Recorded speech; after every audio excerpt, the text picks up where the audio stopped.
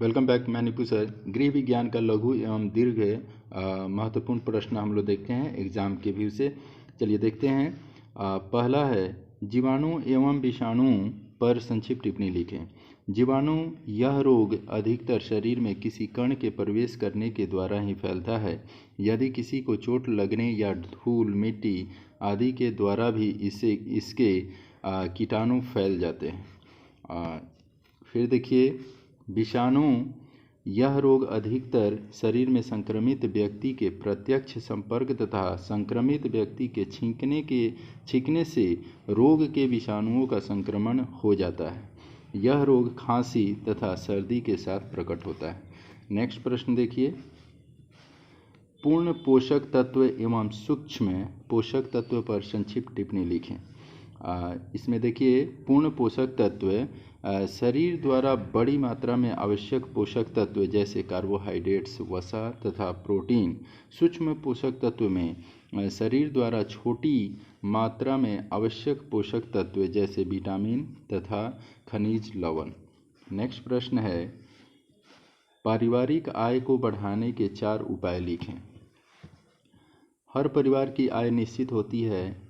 एक निश्चित आय में ही उनसे विभिन्न प्रकार के व्यय करने होते हैं। परिवार के स्तर को बढ़ाने के लिए उस परिवार के सदस्यों अपने आय को बढ़ाने की कोशिश करनी चाहिए। किसी भी परिवार को अपनी आय बढ़ाने के लिए निम्नलिखित 4 उपायों का पालन करना आवश्यक होता है। पहला, गृह तथा लघु उद्योग। दूसरा, अंशकालीन नौकरी। तीसरा, ओवर टाइम। और चौथा देखिए, मौसम के अनुसार खाद्य सामग्री का संरक्षण एवं संग्रहीकरण। ठीक है। नेक्स्ट प्रश्न देखिए, मिलावट को रोकने के लिए एक नागरिक का क्या कर्तव्य है। मिलावट के खिलाफ उपाय करना और उससे बचना बहुत कठिन है, इसलिए सतर्कता बरतना बहुत जरूरी होता है। मिलावट से बचने के लिए हर नागरिक को सतर्क रहना आवश्यक है। मिलावट को रोकने के लिए हर नागरिक का निम्नलिखित कर्तव्य है। मिलावट की खास और निश्चित घटना की जानकारी संबंधित पते या फ़ोन नंबर पर तुरंत देना चाहिए।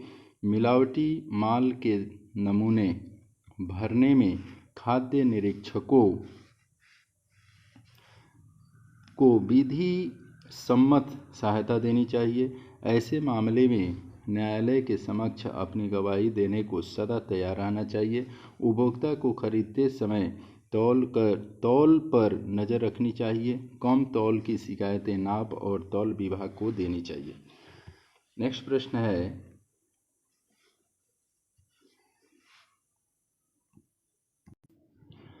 तरल आहार। तरल आहार क्या है? यह किस प्रकार के रोगी के लिए उपयुक्त होता है? यह रोगी ठोस आहार को खाने व पचाने में असमर्थ होता है तो उसे पेय के रूप में आहार दिया जाता है।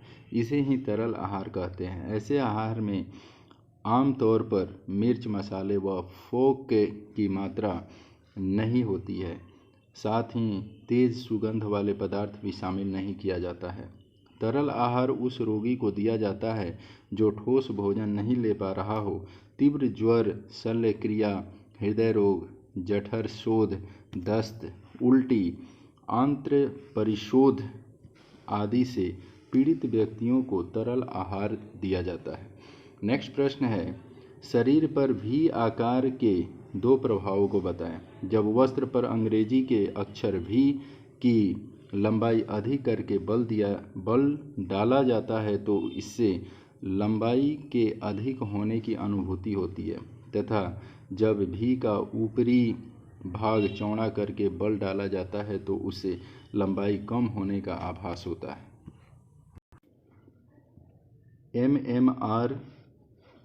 एमएमआर क्या है? व्याख्या कीजिए। बालकों को प्रतिरक्षित करने के लिए विभिन्न प्रकार के टीके लगवाए जाते हैं। शिशु को एमएमआर का टीका 3 बीमारियों खसरा, मम्प्स, रूबेला से बचाव के लिए दिया जाता है। यह टीका 15 से 18 माह की आयु में दिया जाता है। नेक्स्ट प्रश्न है, बालों में किन किन चीज़ों की मिलावट की जाती है? दालों में किन किन चीज़ों की मिलावट की जाती है?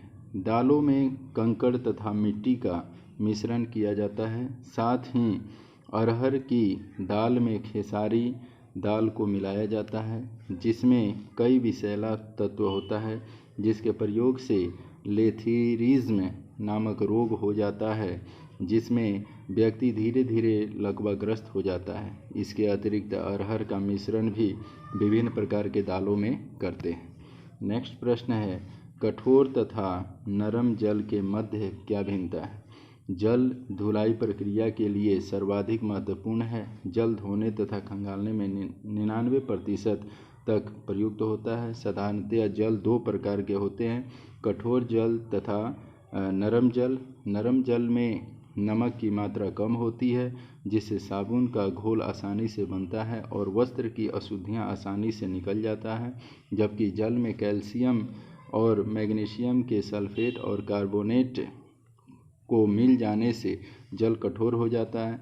कठोर जल में साबुन का झाग देर से होता है और वस्त्र की अशुद्धियां भी देर से निकलती है। नेक्स्ट प्रश्न है, ORS क्या है? ORS का उपयोग किस स्थिति में किया जाता है? ORS का अर्थ है ओरल रिहाइड्रेशन सोल्यूशन। तो यह घोल अथवा विलयन उबालकर ठंडे किए जल में उचित मात्रा में तैयार होता है। यह घोल रोगी को निर्जलता की स्थिति से बचाने के लिए पिलाया जाता है। यह स्थिति शरीर में जल और लवण की कमी के कारण उत्पन्न होती है। नेक्स्ट क्वेश्चन है, उपभोक्ता संरक्षण अधिनियम के बारे में क्या समझते हैं? उपभोक्ता के हितों की रक्षा के लिए भारत सरकार ने 1986 में उपभोक्ता संरक्षण अधिनियम पारित किया। उस अधिनियम में कुल 31 धाराएं हैं। विभिन्न धाराओं में उपभोक्ता संरक्षण संबंधी निर्देश हैं। यह अधिनियम वस्तु और सेवाओं दोनों पर लागू होता है। सेवाओं के अंतर्गत बिजली, पानी, सड़कें इत्यादि आते हैं। नेक्स्ट क्वेश्चन, हिमीकरण क्या होता है? पानी का जमना अर्थात एक निश्चित डिग्री पर पानी का जमना हिमीकरण कहलाता है। पानी को शुद्ध करने का एक उपाय है हिमीकरण। जल हिमीकरण द्वारा ही बादल बनता है, जो वर्षा का रूप ले लेता है। नेक्स्ट क्वेश्चन है, विभिन्न प्रकार के भविष्य निधि योजना के बारे में वर्णन करें। भविष्य निधि योजना नौकरी करने वाले व्यक्तियों के लिए अनिवार्य योजना है। उसके अंतर्गत प्रति मास वेतन में से एक निश्चित राशि भविष्य निधि में जमा करवाया ही जाता है। भविष्य निधि योजना के प्रकार, सामान्य भविष्य निधि योजना यह सरकारी कर्मचारी के लिए होती है। प्रति मास वेतन का 6.1/4% या कर्मचारी की इच्छा पर उससे अधिक धनराशि वेतन में से काटकर उसके भविष्य निधि खाते में जमा करवा दी जाती है। दूसरा, प्रति सहायक भविष्य निधि योजना यह गैर सरकारी और अर्ध सरकारी संस्थाओं के कर्मचारियों पर लागू होती है। उसके अंतर्गत 6.25% और 8% तक धनराशि उसके खाते में जमा करवा दी जाती है तथा उतनी ही उस संस्था के प्रबंधक को कर्मचारी के खाते में जमा करवानी पड़ती है। नेक्स्ट प्रश्न है, वस्त्रों में रंग चयन को प्रभावित करने वाले तत्वों के बारे में वर्णन करें। रंग से व्यक्ति के व्यक्तित्व में सबसे गहरा प्रभाव पड़ता है। रंग के विभिन्न प्रयोग व्यक्तियों के आकार, प्रकार और संवेगों को प्रभावित करते हैं। रंग को प्रभावित करने वाले तत्व हैं ह्यू, मूल्य, तीव्रता। ह्यू, रंग के नाम मात्र को ह्यू कहते हैं, जैसे लाल रंग, नीला रंग इत्यादि। उसके बाद है मूल्य। किसी एक रंग का गहरापन अथवा हल्कापन ही उन रंग का मूल्य होता है। इसी प्रकार एक रंग के कई शेक तथा फलक होते हैं। उदाहरणार्थ हल्का नीला या आसमानी, गहन नीला इत्यादि। तीसरा, तीव्रता से अभिप्राय रंग की चमक अथवा धुंधलेपन से होता है। नेक्स्ट क्वेश्चन है, बालक के शारीरिक अनुपात का वर्णन कीजिए। बालक का शारीरिक विकास निम्नलिखित प्रकार से होता है। सिर का अनुपातिक विकास, जब बच्चा जन्म लेता है उस समय उसके सिर की लंबाई उसके शरीर की लंबाई का 25% होता है। उसके विपरीत एक वयस्क व्यक्ति का सिर उसके शरीर का केवल 10% होता है। दूसरा, चेहरा का अनुपातिक विकास, जब बालक उत्पन्न होता है उस समय बालक का चेहरा सिर की अपेक्षा छोटा होता है, क्योंकि उस समय बालक के स्थायी दांत या आ जाते हैं तो बालक के मुख तथा चेहरों का निचला भाग ऊपरी भाग से छोटा रहता है। तीसरा, धड़ या स्कंद का अनुपातिक विकास, धड़ का विकास सिर की अपेक्षा धीमी गति से होता है। हाथों और पैरों का अनुपातिक विकास, नवजात शिशु के अन्य भागों की अपेक्षा हाथ पैर बहुत छोटे होते हैं और उनकी रचना में भी अंतर होता है। नेक्स्ट क्वेश्चन, मानक चिन्ह क्या होते हैं? विभिन्न प्रकार के मानक चिन्हों के नाम लिखें। मानक चिन्ह हमें किसी वस्तु के स्तर के बारे में जानकारी देते हैं। प्रमाण स्तर उपभोक्ता को उस बात की जानकारी देते हैं जिस वस्तु को वह खरीदने जा रहा है उसका स्तर क्या है। जो भी पदार्थ उपभोक्ता खरीदे उसका एक नियमित स्तर होता है। एक वस्तु के स्तर के नियमित बनाए रखने के लिए भारत में कुछ राष्ट्रीय स्तरों पर निर्माण किया गया है। ये राष्ट्रीय स्तर वस्तु के अंतर्राष्ट्रीय स्तर पर आधारित होते हैं। विभिन्न प्रकार के मानक चिन्ह निम्नलिखित हैं। ISI चिन्ह भारतीय मानक ब्यूरो निर्माताओं को चिन्ह के प्रयोग हेतु लाइसेंस प्रदान करता है। एगमार्क उस संस्था का प्रमुख उद्देश्य कृषि संबंधी खाद्य पदार्थों की गुणवत्ता बनाए रखना है। इसके अंतर्गत मक्खन, घी, खाद्य तेल, बेसन, आटा इत्यादि को शामिल किया जाता है। नेक्स्ट क्वेश्चन है, बच्चों में असमर्थता के क्या कारण हैं? अक्षम या असमर्थ बालक उन्हें कहते हैं जिनकी शारीरिक, मानसिक, भावात्मक तथा सामाजिक क्षमताएं सामान्य या औसत से हटकर होती है। प्रमुख रूप से अक्षमता निम्न क्षेत्रों से संबंधित होती है। पहला, शारीरिक रूप से असमर्थ बालक, अंधे और आंशिक अंधे, बहरे और आंशिक बहरे, अंगहीन, हड्डियों संबंधी दोष, दांत संबंधी दोष, झिल्लीदार उंगलियां, भाषा दोष, तांत्रिक रोग। मानसिक रूप से असमर्थ बालक मंदबुद्धि, सामाजिक रूप से असमर्थ बालक समाज से कटा रहता है। ऐसा बालक अपराधी, चोरी, नशाखोरी, तोड़फोड़ में लगा एवं अभद्र भाषा का प्रयोग करता है। नेक्स्ट क्वेश्चन, विकलांगता पर एक संक्षिप्त टिप्पणी लिखें। विकलांगता वह है जो किसी क्षति अथवा अक्षमता से किसी व्यक्ति की होने वाला वह नुकसान जो उसे उसकी आयु, लिंग, सामाजिक तथा सांस्कृतिक कारकों से संदर्भित सामान्य भूमिका को निभाने से रोकता हो। नेक्स्ट प्रश्न, ऊनी परिधानों का संरक्षण आप किस प्रकार करेंगे? ऊनी परिधानों को शुष्क धुलाई कर उसे पुनः इस्त्री कर प्रयोग करना चाहिए। आवश्यकता अनुसार ईंटा का प्रयोग कर ऊनी परिधानों को धोया जाता है। इसके संचयन प्रयोग आने के बाद कीटाणुनाशक बक्से में रखकर करना चाहिए। गृह विज्ञान पढ़ने से क्या क्या लाभ हैं? गृह विज्ञान वह विज्ञान है जो प्रत्येक व्यक्ति के दैनिक जीवन से संबंधित है। इस विषय के अंतर्गत विज्ञान, गृह कला, स्वास्थ्य विज्ञान इत्यादि समस्त विषय पढ़ाए जाते हैं। गृह विज्ञान विषय में आहार व पोषण, स्वास्थ्य, सफाई तथा शिशु कल्याण का वैज्ञानिक ज्ञान दिया जाता है। नेक्स्ट क्वेश्चन, आहार आयोजन को प्रभावित करने वाले तत्वों की विवेचना करें। भोजन नियोजन आयु, लिंग, जलवायु, रोग की स्थिति, उत्सव, व्यवसाय की आवश्यकता को ध्यान में रखकर तैयार किया जाता है। बच्चों में शारीरिक बुद्धि तेजी से होती रहती है, अतः आहार में प्रोटीन की प्रचुरता रखनी पड़ती है। मानसिक कार्य करने वाले के आहार में सुपाच्य भोज्य पदार्थों का समावेश किया जाता है ताकि पेट हल्का रहे और बैठकर पढ़ाई की जा सके। मंत्र जपने वाले इसलिए फल दूध पर रहते हैं चूँकि उन्हें घंटों एक आसन में बैठना पड़ता है। पुरुषों का भोजन उनके श्रम को ध्यान में रखकर संतुलित किया जाता है। हल्का श्रम करने वाले को 72 कैलोरी प्रति घंटे की आवश्यकता पड़ती है। मध्यम कोटि के श्रमिक को 75 से 150 कैलोरी प्रति घंटा और कठिन परिश्रम करने वाले को 140 से 360 कैलोरी प्रति घंटा की आवश्यकता होती है। इसके अलावा भोजन नियोजन करते समय भोजन की रुचि पर भी ध्यान देना पड़ता है, क्योंकि अगर व्यक्ति की पसंद का भोजन नहीं मिलेगा तो वह सही तरह से भोजन नहीं ले सकेगा।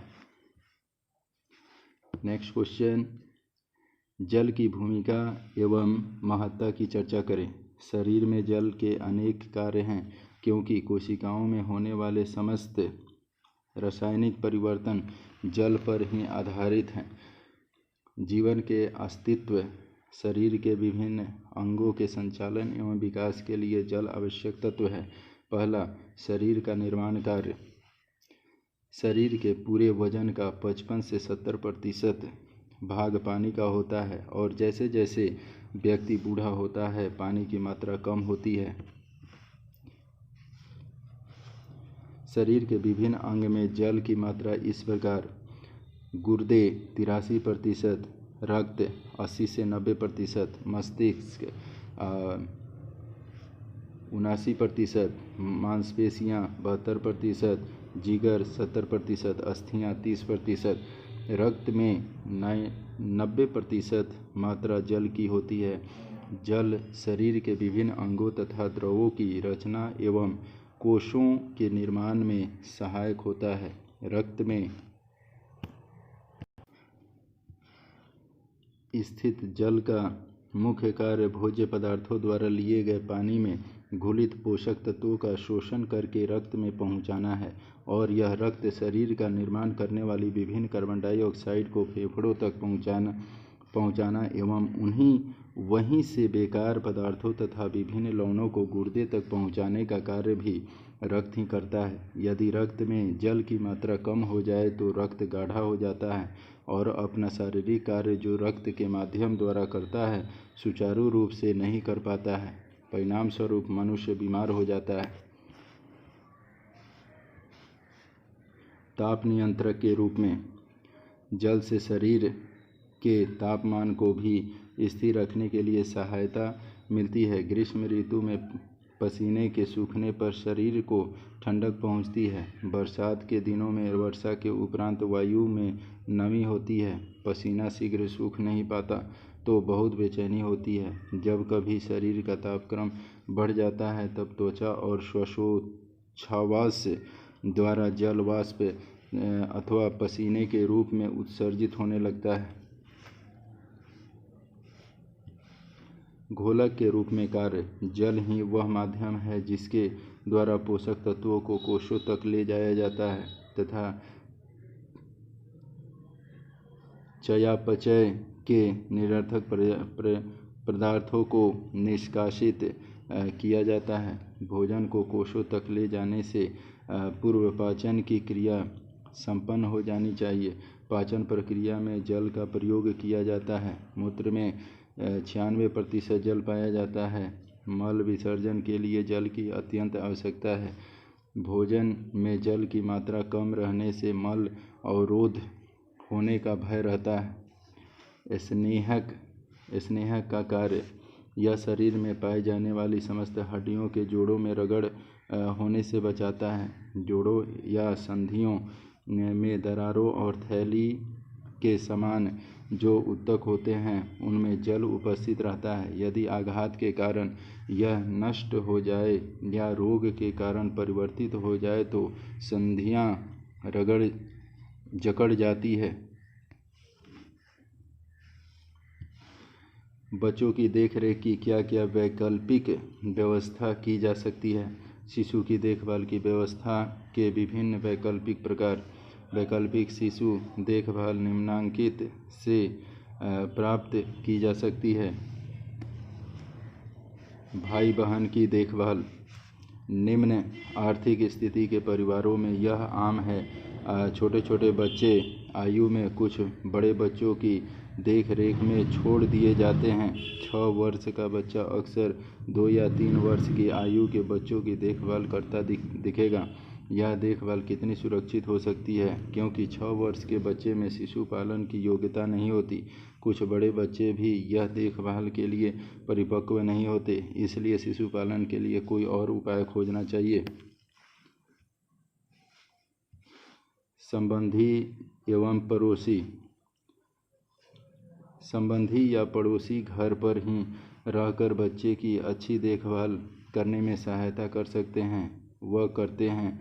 बड़े बूढ़ों का परिवार में होना बच्चों के लिए बहुत बड़ा वरदान है। दादा दादी नाना नानी से बच्चों को प्यार व सुरक्षा मिलती है।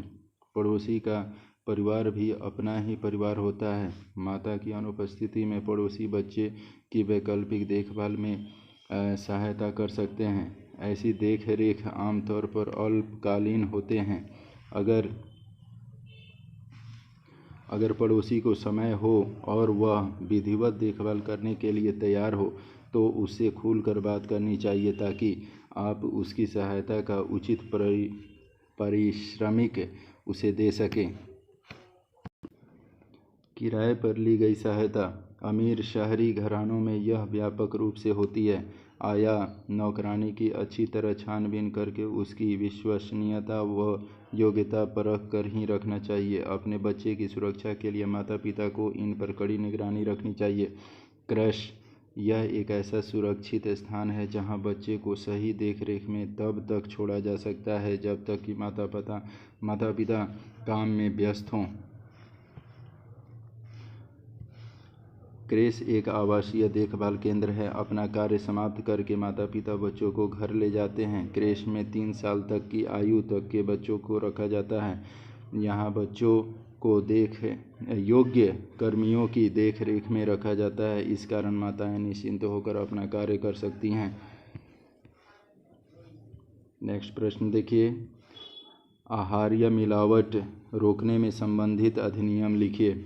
आहार्य मिलावट रोकने से संबंधित अधिनियम 1954 की धारा 2 में मिलावट की परिभाषाएं दी गई है, जिनका उल्लेख नीचे किया गया है। उस स्थिति में आहार्य पदार्थ मिलावट युक्त समझा जाएगा यदि उसकी प्रकृति, तत्व या गुणता, क्वालिटी वैसी न हो जैसी कि होनी चाहिए। यदि उनमें या उसे बनाने की प्रक्रिया में कोई विषैली वस्तु आ जाए, यदि उसमें कोई न्यून स्तर या सस्ता तत्व डाला गया हो, यदि उनमें से कोई तत्व आंशिक या पूर्ण रूप से निकाल लिया हो, यदि वस्तु का निर्माण, पैकिंग या संग्रह, स्टोरेज अस्वस्थ या अस्वास्थ्यकर वातावरण में किया गया हो, यदि वह कीड़ों द्वारा खाया हुआ हो, यदि वह खाद्य पदार्थ रोगी पशु से लिया गया हो, यदि उस खाद्य पदार्थ में कोई विषैली सामग्री या कोई ऐसी चीज हो जो स्वास्थ्य पर कुप्रभाव डाले।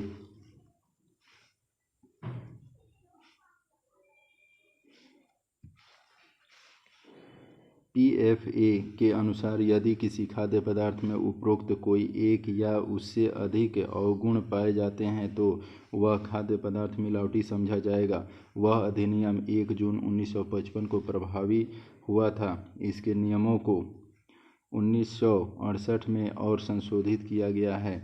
आहार्य स्तर केंद्रीय समिति CGFS के आदेशानुसार सभी श्रेणियों और वर्गों का आहार्य सामग्रियों का न्यूनतम स्तर निर्धारित का कार्य समय समय पर संशोधित होता रहता है।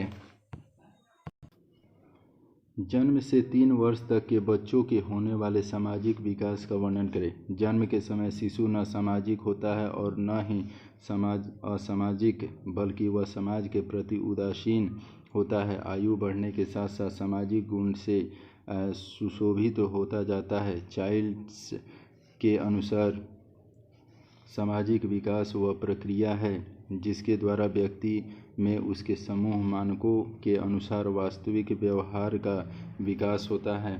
सामाजिक विकास की अवस्थाएं 0 से 3 माह का अगर बच्चा हो तो देखिए आवाज़ की ओर मुड़ता है, हंसता है, दूसरे व्यक्तियों के मुस्कुराने पर मुस्कुराकर जवाब देता है, कू करता है, खुशी से चीखता है। अगर वो 6 माह का हुआ तो देखिए उसका एक्टिविटीज़ 6 माह के बच्चे का एक्टिविटीज़ व्यंजन स्वर के संयोग से बबलाता है, प्रत्यक्ष रूप से आपको देखता है, ध्वनि की ओर मुड़ता है, नकल ध्वनियों का प्रयास करता है, शोर तथा क्रोध की आवाज़ पर प्रतिक्रिया करता है, ध्यान केंद्रित करने के लिए बड़बड़ाता है। अगर 7 से 8 माह के बच्चे का एक्टिविटीज़ मित्रतापूर्ण संपर्क, देखने, मुस्कुराने तथा साथी को पकड़ने के लिए प्रतिबंधित, अव्यक्तिगत तथा सामाजिक रूप से खेल सामग्री की सुरक्षा के लिए अंधे प्रयासों में झगड़ा।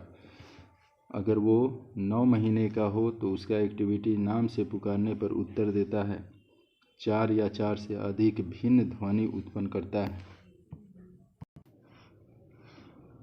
प्रायः बा, दा, का शब्दों का प्रयोग करता है, नहीं तथा बाय बाय समझता है, ध्वनि की नकल करता है। 12 माह के बच्चे का एक्टिविटीज़ ताका झांकी खेलता है, ध्वनियाँ तथा ध्यान केंद्रित करने के हाव भाव दोहराता है, छुपी हुई वस्तु के लिए खोज करता है, लंबे बबलाने वाले वाक्यों का प्रयोग करता है जो अनर्थक है, साधारण आदेशों को समझता है, विनती पर खिलौने देता है, ऐच्छिक वस्तु के लिए संकेत देता है, 2 या 3 शब्द कहता है, परिचित शब्दों की नकल करता है, नहीं के लिए सिर हिलाता है, परिचित पशुओं की आवाज़ की नकल करना पसंद करता है, बाय बाय के लिए हाथ हिलाता है। अगर वह 13 माह का हो तो झगड़े व्यक्तिगत हो जाते हैं, अत्यधिक झगड़े खेल सामग्री के लिए। 18 माह के बच्चे का एक्टिविटीज़ लगभग 20 शब्द कह सकता है, जिन वस्तुओं तथा व्यक्तियों को अच्छी तरह जानता है उनके चित्र पहचानता है, शरीर के 3 अंगों का संकेत करता है, नाक, आँख, मुँह, 2 शब्दों को मिलाना प्रारंभ करता है, सब गए या बाय बाय, पूछने पर पहचानी वस्तुओं को लाता है, 5 वस्तुओं के लिए संकेत कर सकता है, शब्दों तथा ध्वनियों की अधिक स्पष्टता से नकल करता है, खेल सामग्री से हटकर अपने साथी के प्रति ध्यान केंद्रित करता है। अगर वो 21 माह का हुआ तो कुछ छोटे वाक्यांशों को उत्पन्न करता है। अगर 25 माह के बच्चे का एक्टिविटीज़ देखिए, 2 शब्द वाक्यों में बात करता है, उदाहरण पापा, काम जाओ, मुझे तथा मेरा सर्वनामों का प्रयोग करता है, 2 कदम आदेशों का पालन करता है, उदाहरण के लिए अपने जूते उठाओ तथा इसे मेरे पास लाओ। इन शब्द ध्वनियों का प्रयोग करता है, प, ब, म, व, ह, न। लगभग 300 शब्दों का प्रयोग करता है अथवा कहता है, संकेत करके या दूसरी क्रियाओं द्वारा कुछ साधारण प्रश्नों का उत्तर देता है, जैसे कहाँ, क्या, क्यों इत्यादि। 4 से 8 तक शरीर के अंगों को जानता है, सामाजिक संपर्क का अवसर मिलने पर वह संचार कर सकता है। अगर वह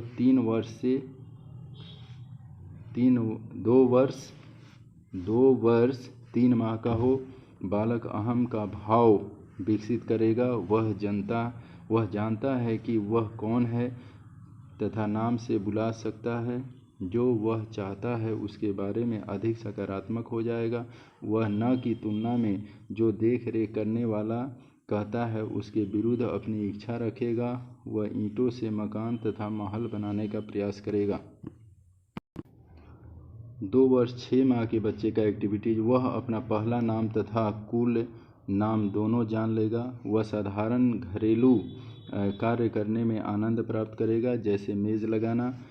3 वर्ष के बच्चे का एक्टिविटीज़, शिशु के सामाजिक कौशल उन्नत हो जाएंगे तथा वह दूसरे बालकों के साथ खेलना पसंद करेगा। वह ऊपर, नीचे तथा पीछे जैसे शब्दों का भली भांति अर्थ समझ लेगा तथा पूर्ण जटिल वाक्य बनाने योग्य हो जाएगा। बालक विभिन्न भूमिकाएं कर लेता है। नेक्स्ट क्वेश्चन देखिए, आहार आयोजन के सिद्धांत उदाहरण सहित समझाइए।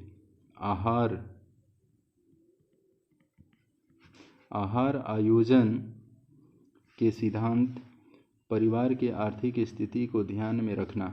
उचित आहार आयोजन के द्वारा पारिवारिक आर्थिक स्थिति के अनुसार श्रेष्ठ आहार उपलब्ध कराया जाना संभव है। अतः आहार आयोजन करने से पूर्व परिवार की आर्थिक स्थिति को भी ध्यान में रखा जाता है, क्योंकि कम खर्च में भी वे सभी पौष्टिक तत्व प्राप्त किए जा सकते हैं जो कि महंगे खाद्य पदार्थों से प्राप्त होते हैं, जैसे अंडे से प्रोटीन प्राप्त होता है। इसकी तुलना में सोयाबीन से भी उत्तम श्रेणी का प्रोटीन प्राप्त होता है। इसी प्रकार से महंगे मछली के तेल की तुलना में मौसमी फल जैसे पपीता, आम या सब्जी जैसे गाजर विटामिन के अच्छे और सस्ते स्रोत हैं। समय तथा श्रम की मितव्ययिता का ध्यान रखना। आहार आयोजन करते समय इस बात का भी ध्यान रखा जाता है कि समय और श्रमिक दोनों ही व्यर्थ न जाए और सही समय पर पौष्टिक भोजन भी तैयार मिले। जैसे सुबह का नाश्ता एक परिवार जैसे पति पत्नी की ऑफिस जाना हो तथा बच्चों को स्कूल जाना हो तो ऐसे में जल्दी नाश्ता भी बनेगा और दोपहर का लंच भी पैक होगा। ऐसी अवस्था में इस बात का ध्यान रखना चाहिए कि जो भी आहार आयोजित किया जाए वह जल्दी बने तथा उस ऑफिस एवं स्कूल ले जाने में कठिनाई न हो। समय तथा श्रम की बचत करने के लिए अनेक उपकरणों एवं जैसे pressure cooker, mixer grinder, fridge इत्यादि का भी इस्तेमाल किया जा सकता है। तीसरा, उत्सवों का ध्यान रखना। आहार आयोजन करते समय विभिन्न उत्सवों का भी ध्यान रखना चाहिए। इसके अतिरिक्त यदि कोई जन्मदिन पार्टी हो या कोई पर्व या त्यौहार हो तो उसके अनुसार ही आहार का आयोजन करना चाहिए। सामाजिक तथा धार्मिक मान्यताओं का ध्यान रखना। किसी विशेष अवसर पर आहार आयोजित करते समय इस बात का भी ध्यान रखना चाहिए कि जिस व्यक्ति के लिए आहार नियोजन किया जा सका है उसकी सामाजिक तथा धार्मिक मान्यताएं क्या है। जैसे कुछ व्यक्ति प्याज नहीं खाते, कुछ लहसुन नहीं खाते, कुछ अंडा, मांस, मछली इत्यादि नहीं खाते। आहार पकाते समय पौष्टिक तत्वों को नष्ट न होने देना। आहार आयोजन करते समय आहार बनाने की विधि की ओर भी विशेष ध्यान रखना चाहिए। आहार ऐसी विधि से बनाया जाना चाहिए जिससे आहार के पौष्टिक तत्व कम से कम नष्ट हों और वह पाचनशील हो। इस तरीके से इम्पोर्टेंट क्वेश्चन और वीडियो नीपू सर का देखते रहिए। धन्यवाद।